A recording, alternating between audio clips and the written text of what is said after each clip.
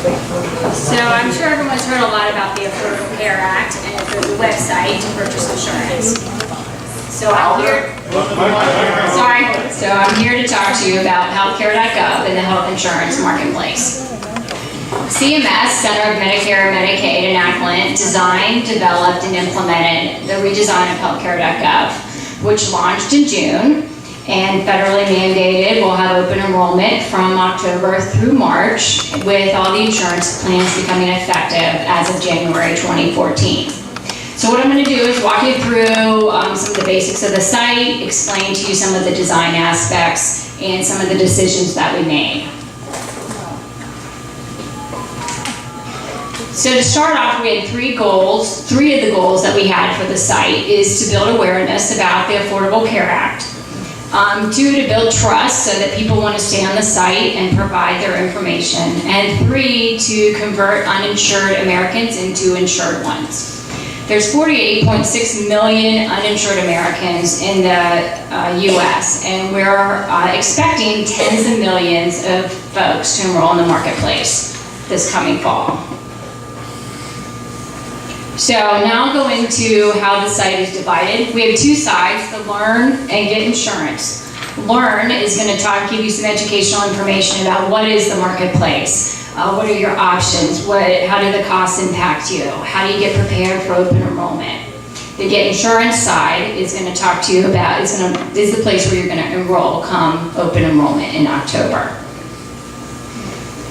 The site has Spanish and English. The Spanish is available in the right upper hand corner with a toggle, so same site's available. It's also available through mobile, tablet, and desktop. So we use that through responsive design, similar to what Karen was saying, to support the digital strategy.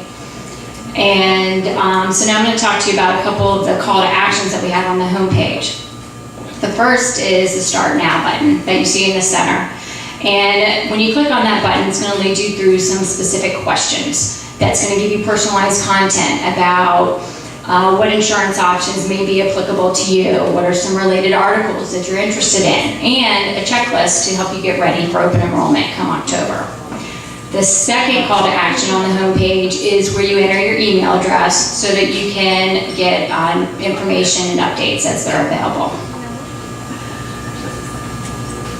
So the audience for the site is broken down into individuals and families and small business. This is an example of our Learn landing page for individuals and families. And a couple features that are available are the video. The video is one of the options that you'll see on the site. And this video is an audience approach that takes you through the process of enrolling for insurance. Make it simple and easy, make people feel comfortable with the process.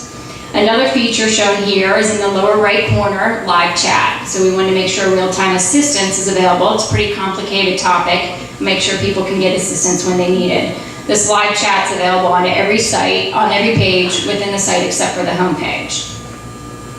Now for our content, we looked at three different areas. One is to make sure that the most relevant content is highlighted.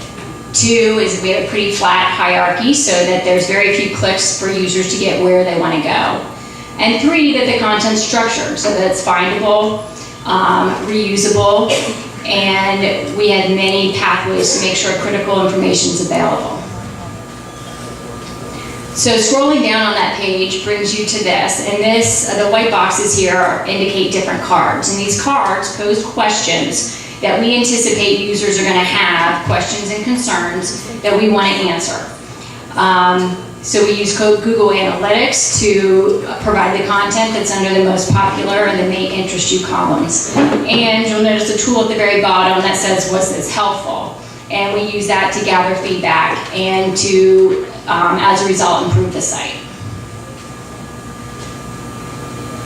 So this is the Get Insurance side, and this page is going to change come October 1 when open enrollment starts.